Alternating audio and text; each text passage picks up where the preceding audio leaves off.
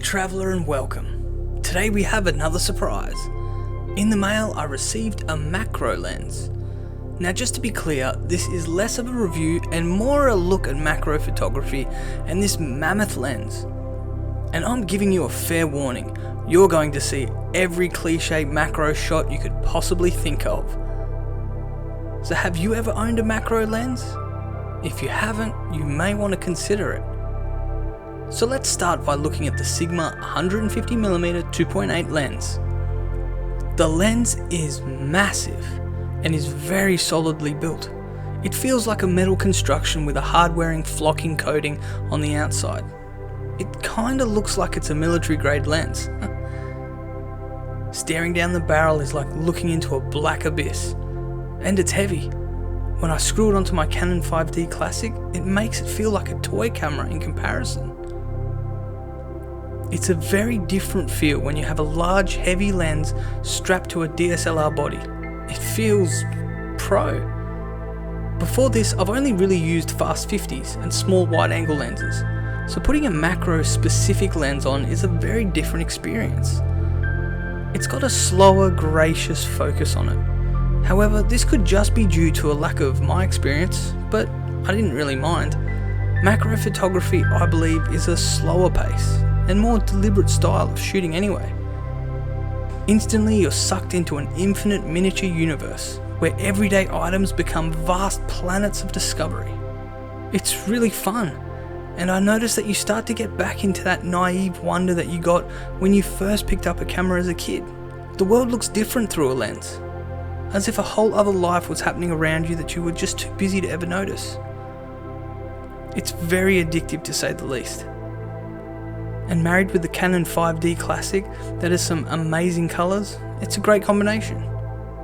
Some things to note is that macro photography requires a lot of light, natural or artificial. You can't really shoot with the aperture all the way open, or you'll have such a small depth of field that your image could become hard to read. So get familiar with your tripod, or invest in some light equipment. This is the first time shooting with a 150mm lens. It's good. If you're shooting macro work, you don't need to stick the lens right into the subject. You can stand a metre back and pick the small fibres off a rose petal with ease. If you'd like to take a portrait of someone, you need to stand about 2 blocks away, but it works. And macro lenses by design are super sharp, so it won't disappoint. So anyway, let's check out some of these photos I've managed to get with this lens.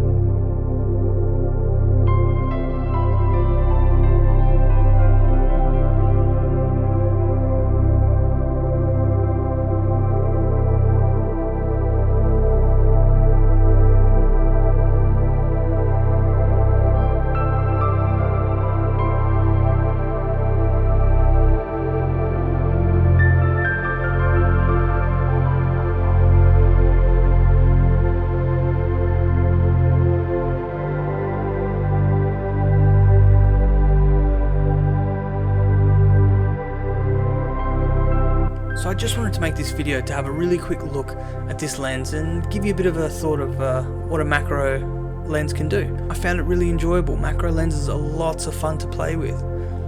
So maybe next time if you find one cheap or something turns up in the mailbox, give it a go. And as always guys, please consider subscribing, hit that like button, let me know what you think in the comments below. Have you played with a macro lens before? Is it something you might look into? And also guys, I just wanted to give a really big shout out to everyone because I'm seeing a lot more subscribers jumping on. I'm getting some really nice comments down below, and I absolutely love it when you guys give a little bit of advice of your own. Tell me what you think. What's your experience? Because at the end of the day, if we can all learn a little bit of something out of these videos or even the comments, then that just builds a better community and helps everyone out. So definitely keep it going. And again, thanks for all the subscribes and jumping on guys.